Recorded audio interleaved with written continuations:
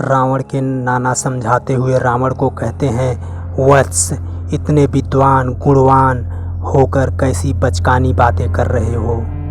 संधि का प्रस्ताव शत्रु पक्ष की ओर से आया है। रावण कहता है, संधि के पक्ष में विचार नहीं कर रहे हो नाना जी, सम्मान के साथ सीता को लौटा दूं। नाना कहते हैं, तो उसमें हानि क्या है मेरे लाल। रावण कहता है, हानि ही हानि है। आकाश में फहराते रावण के झंडे धज्जियां बन के धूल में मिल जाएंगी। 10 दिशाएं हमारे नाम पर थूकेंगी। 10 दिशा के विजेता ने थूक कर चाट लिया। बड़ी अकड़ के साथ सिंह बनकर सीता को उठा लाया था और सियार के समान भयभीत होकर उसे वापस लौटा दिया। इस प्रस्ताव को मानना ही हमारी पराजय है नाना जी।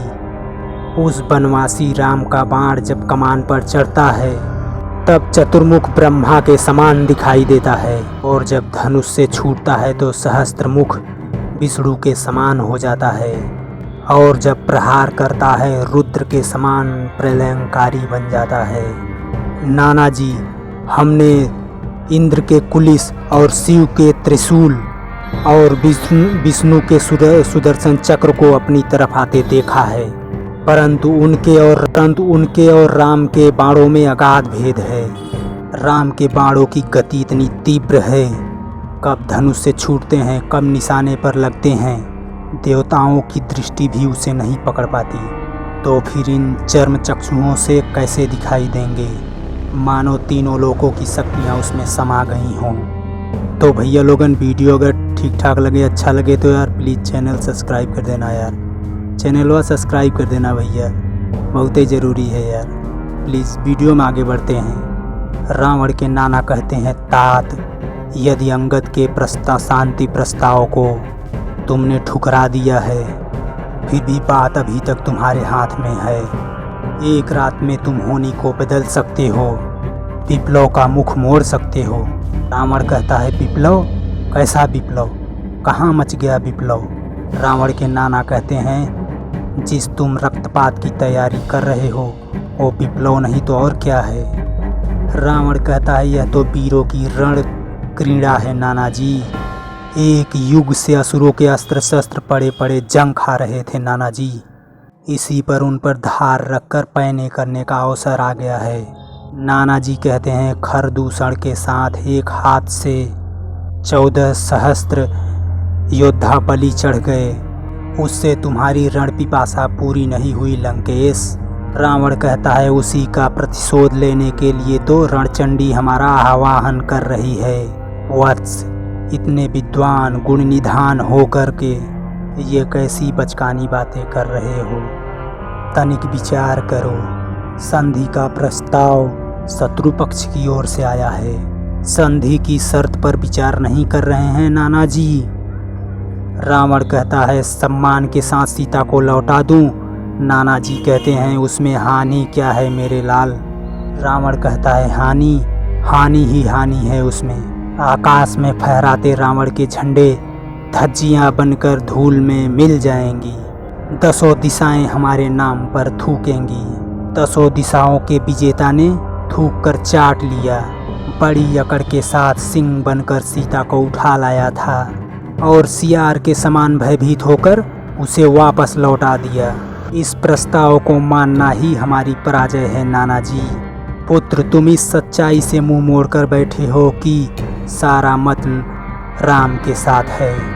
देवता, नाग, गंधर्व, ऋषि मुनि, यहाँ तक कि जिन ब्रह्मा शिव शंकर के वरदान पर अभिमान कर रहे हो, वो भी तुम्हारे काम को अधर्म मानकर राम की ही विजय की कामना कर रहे हैं। रावण हुंकार मारते हुए फिर नाना जी कहते हैं, तुम दिग्विजयी हो, परंतु दिगंत में तुम्हारा हित चाहने वाला कोई नहीं है लंकेश।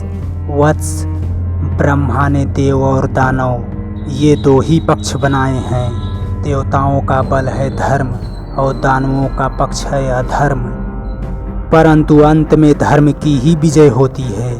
आपने दिग्विजय के लिए सभी लोकों में धर्म का नाश किया है और अधर्म को बढ़ाया है। अब वही अधर्म हमें सर्प बनकर डसना चाहता है। उधर देवताओं और ऋषियों का धर्म उनकी वृद्धि कर रहा है और यदि ये युद्ध हुआ तो विजय उनकी ही होगी। उन तुच्छ मानवों और वानरों की विजय होगी। रावण कहता है, नानाजी आपको यह मति भ्रम कैसे हो गया?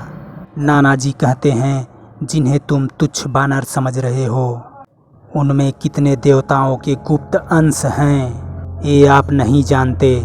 उनकी सेना में श्वेत और ज्योतिर्मुख भगवान सूर्य के पुत्र हैं। बेमपुट वरुण का, नल विश्वकर्मा का पुत्र है और महापराक्रमी दोधर वसु का पुत्र है। नील अग्नि का पुत्र है। राजकुमार अंगद जो आज दरबार में आया था वह देवराज इंद्र का नाती है। महाबली महेंद्र और द्विवेद दोनों स्वनी कुमार के पुत्र हैं और इन दोनों ने ब्रह्मा जी की आज्ञा से अमृतपान किया है। वे अमर हैं। ऋक्षराज जामवंत जिसे आप बूढ़ा समझते हो वह ब्रह्मा का पुत्र बहुत शांत दिखता है परंतु उसकी चोट बड़ी असहनीय होती है। उसने देवासुर संग्राम में इंद्र की बड़ी सहायता की थी।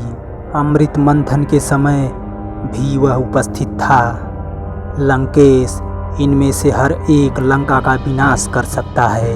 नानाजी कहते हैं, महाराज प्रातः युद्ध आरंभ होने से पहले यह अंतिम रात है, इसीलिए मैं बार बार आपको यही समझा रहा हूँ कि इस युद्ध में राक्षस जाति का विनाश हो जाएगा।